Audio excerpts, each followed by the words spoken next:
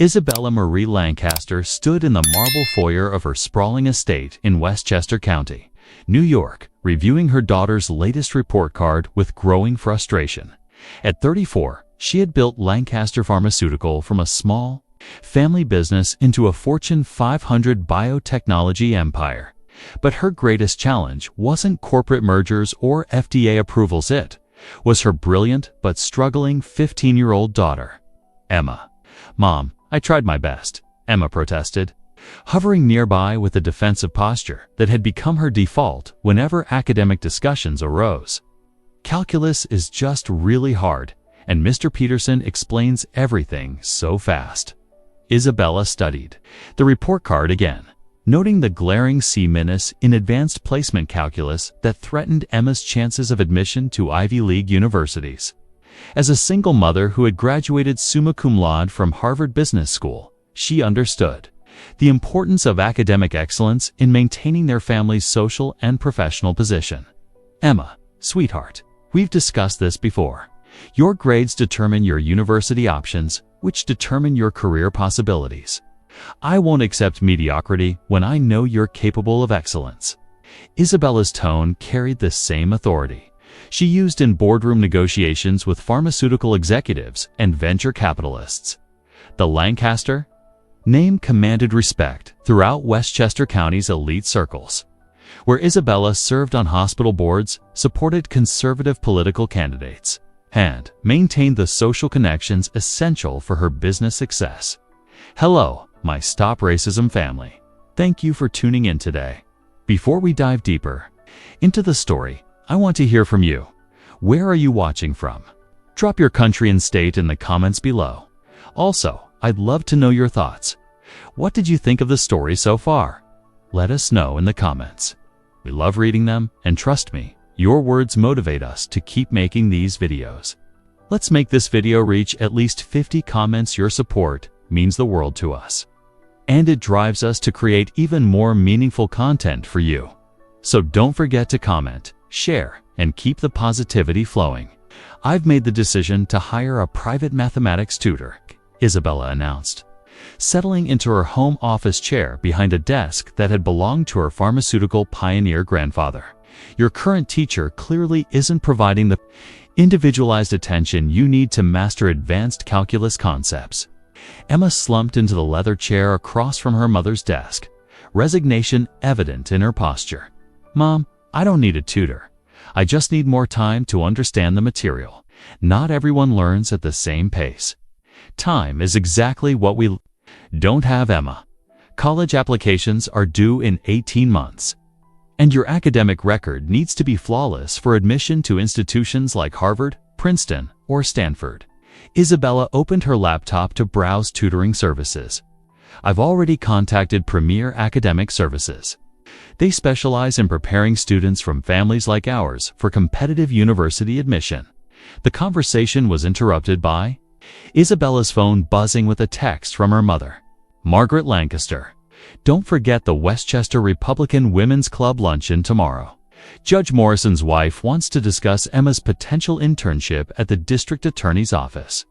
The message carried familiar expectations about maintaining appropriate social and political connections within their conservative community. Margaret Lancaster had very specific ideas about proper behavior for women in their family's position, including supporting traditional values, maintaining exclusive social circles, and eventually ensuring Emma married someone from an equally prominent family to preserve their pharmaceutical dynasty. The next afternoon, Isabella waited in her home's library for the arrival of Emma's new mathematics tutor. She had specifically requested someone with advanced degrees and experience preparing students for Ivy League admission, willing to pay premium rates for exceptional results. At precisely 3 p.m., the doorbell rang and Isabella's housekeeper, Carmen Rodriguez, announced the tutor's arrival. "Ms. Lancaster, the mathematics instructor, is here for Miss Emma's session." Isabella rose from her reading chair, expecting to meet another of the elderly retired professors or graduate students who typically provided high-end tutoring services to Westchester County's elite families. Instead, she found herself face to face with a tall, athletic black man in his early 30s. carrying a leather briefcase and wearing a crisp button-down shirt with khakis. "Good afternoon, Ms. Lancaster. I'm Dr. Marcus Williams from Premier Academic Services. I'm here for Emma's calculus tutoring session." His voice carried quiet confidence and obvious education, but Isabella felt momentarily disoriented by the disconnect between her expectations and reality. "Dr. Williams." Isabella's surprise was evident in her tone. "I was expecting. Well, I suppose I wasn't sure what to expect. Please come in." As Marcus entered the spacious library lined with first edition books and family portraits, Isabella found herself studying his appearance with growing curiosity. He moved with the easy confidence of someone comfortable in academic settings. Yet his physical presence was more compelling than she typically associated with mathematics professors. "I understand Emma is struggling with advanced placement calculus concepts," Marcus said, settling his briefcase on the antique mahogany table that dominated the library center. "I've reviewed her recent test scores and identified several areas where focused instruction should produce rapid improvement." Isabella nodded, though she was still processing her surprise at his appearance and obvious qualifications. "Yes, her grades have been disappointing despite her obvious intelligence. I'm hoping you can provide the individualized attention she needs." "Absolutely. I have a PhD in applied mathematics from MIT and 5 years of experience preparing students for competitive university admission." Emma's challenges appear to be more about teaching methodology than capability. The casual mention of his MIT doctorate further challenged Isabella's assumptions about who she'd expected to hire as her daughter's tutor. "MIT. That's impressive. How did you become interested in private tutoring?" "I enjoy working with bright students who need different approaches to complex concepts. Plus, tutoring pays well enough to support my research while I develop educational technology designed to make advanced mathematics more accessible." Before Isabella could respond, Emma appeared in the library doorway, backpack slung over her shoulder and expression suggesting resigned acceptance of another academic intervention. "Mom, is this my new tutor?" "Yes, sweetheart. This is Dr. Williams. He's going to help you master calculus concepts." Emma approached the table with obvious skepticism, having endured several previous tutoring attempts that had failed to improve her mathematical confidence or performance. "Hi, Dr. Williams. I should probably warn you that I'm pretty hopeless at calculus." "I doubt that very much," Marcus replied with a warm smile that immediately put Emma at ease. "In my experience, students who struggle with calculus usually just need different explanations and more interactive approaches to abstract concepts." As Marcus began unpacking his teaching materials, including tablets, visual aids, and manipulative tools, Isabella found herself observing his methodology with growing interest. His approach seemed more engaging and student-centered than the rigid instruction Emma had previously received. "Let's start by talking about what calculus actually does rather than jumping into formulas and procedures," Marcus suggested, pulling up interactive graphs on his tablet. "Calculus is really just a way of understanding how things change over time, like how fast your mom's pharmaceutical company's stock price changes during market fluctuations." The real-world connection immediately captured Emma's attention in ways that previous tutors had failed to achieve.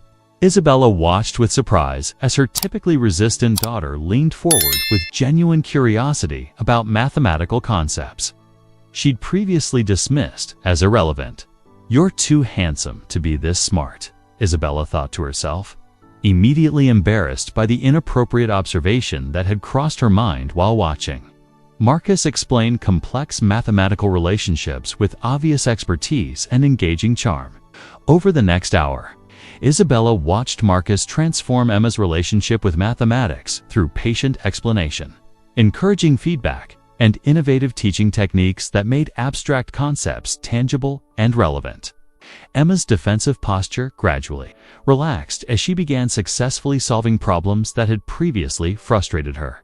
"See, Emma, you're not hopeless at calculus. You just needed someone to explain it in ways that connect with how your mind processes information."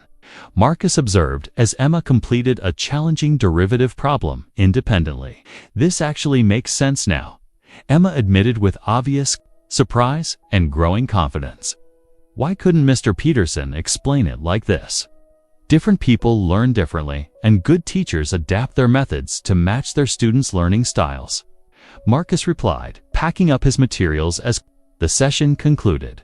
"Your brain works perfectly, Fanit, just needed different approaches." After Emma left to work on homework assignments, Isabella lingered in the library with Marcus, ostensibly to discuss her daughter's progress, but increasingly curious about his background and qualifications. "I have to admit, Dr. Williams, you exceeded my expectations. Emma responded to your teaching in ways I haven't seen before." "Thank you, Ms. Lancaster. Emma's very bright. She just needed confidence and different explanatory frameworks. I think we'll see significant improvement over the next few weeks." "Where did you develop such effective teaching techniques?" "Combination of formal education and practical experience," Marcus replied, organizing his teaching materials with practiced efficiency. "I taught undergraduate mathematics at Columbia while completing my doctoral research, then worked with diverse student populations in New York City schools before starting private tutoring." Isabella was impressed by his academic pedigree and teaching experience. "Columbia and MIT. That's an exceptional background. What made you choose private tutoring over university teaching?" "I wanted more direct impact on individual students, plus the flexibility to pursue educational technology research. Private tutoring pays well enough to support both goals while letting me work with motivated students like Emma." Their conversation was interrupted by Isabella's phone ringing. Her mother's voice filled the library through the speakerphone. "Isabella, dear, I wanted to confirm tomorrow's Republican Women's Club luncheon. We're discussing the scholarship program for deserving students from good families." Margaret Lancaster's emphasis on good families carried coded implications that Isabella was beginning to recognize and feel uncomfortable about, especially with Marcus present in the room. "I'll call you back later, Mother," Isabella said quickly, ending the call and feeling embarrassed about the conversation Marcus had overheard. "Family expectations can be complicated," Marcus observed diplomatically, clearly understanding the subtext of the overheard conversation. "What makes you say that?" "Personal experience. My own family had very specific ideas about appropriate career choices for someone with my educational background. Took them a while to understand that teaching and tutoring could be both personally fulfilling and financially viable."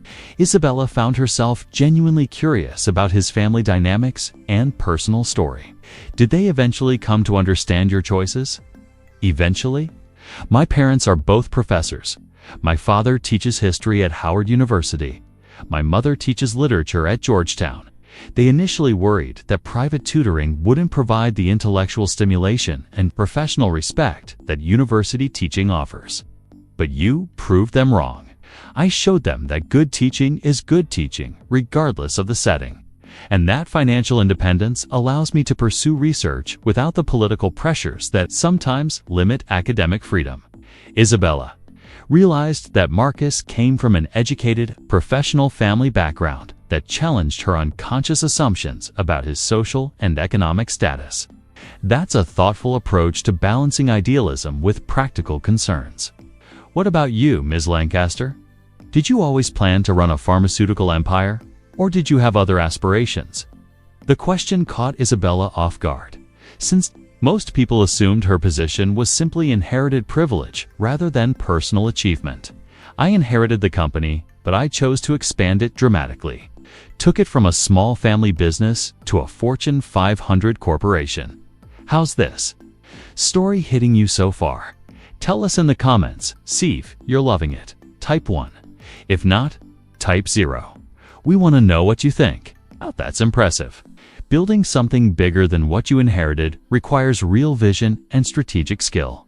Marcus replied with genuine respect that felt refreshing after years of people assuming her success was simply a matter of family connections. "Thank you. Most people assume I'm just a figurehead, while other people handle the real business decisions. People make assumptions based on limited information. In my experience, The individuals whose opinions matter take time to see past surface appearances. Something in Marcus's tone suggested he spoke from personal experience with assumptions and misjudgments. Do you face that kind of skepticism in your work? Frequently, parents sometimes request different tutors when they first meet me, assuming that someone who looks like me couldn't possibly have the qualifications to teach their children advanced mathematics. That must be incredibly frustrating.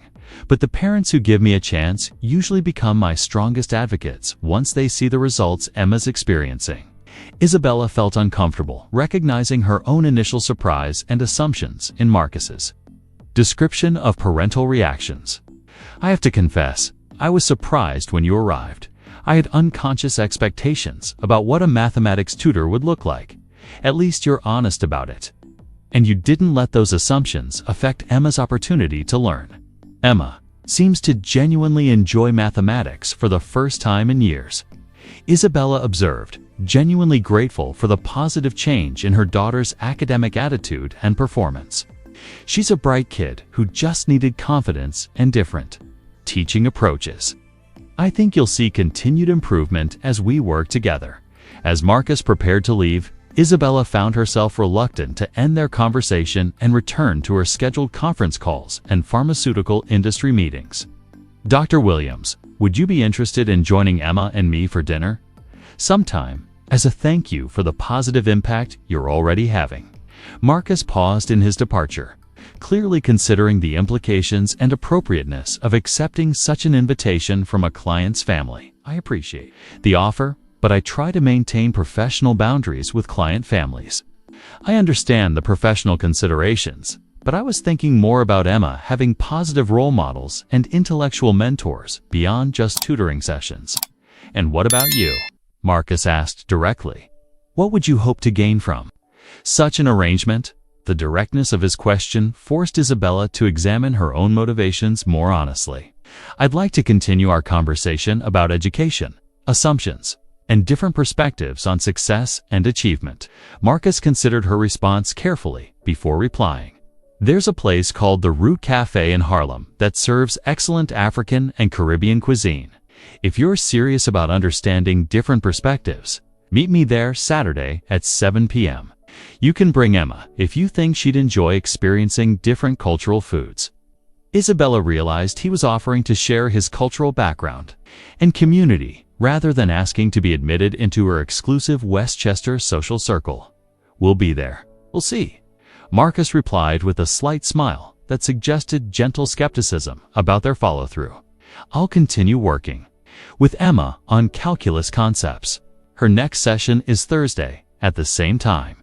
That evening, as Isabella attended the Westchester Republican Women's Club luncheon and listened to discussions about maintaining traditional values and supporting deserving students from appropriate families, she found herself thinking about Marcus's comments regarding assumptions and limited information. Judge Morrison's wife, Patricia Morrison, approached her during the social hour. Isabella, I heard you've hired a new tutor for Emma. I hope you thoroughly checked his background and references. One can't be too careful about who we allow into our homes, especially around our children.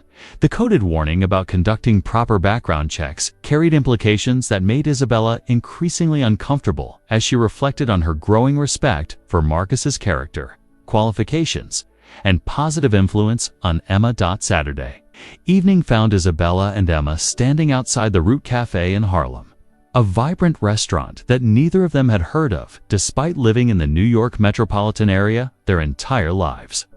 The neighborhood was predominantly African American and Caribbean, filled with families and community members who clearly considered this their regular gathering place.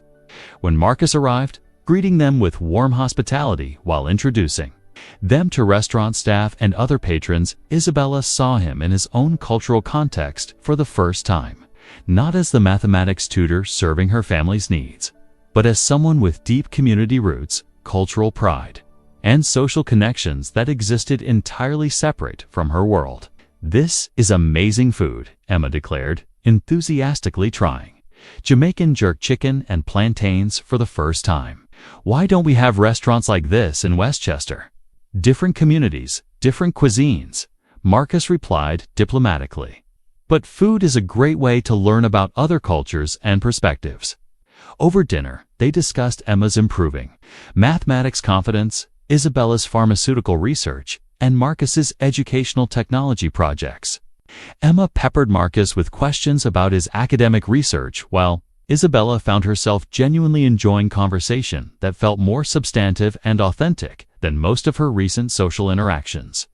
When they finally parted ways, Isabella realized that stepping outside her comfort zone had opened possibilities for connection and understanding she'd never previously considered.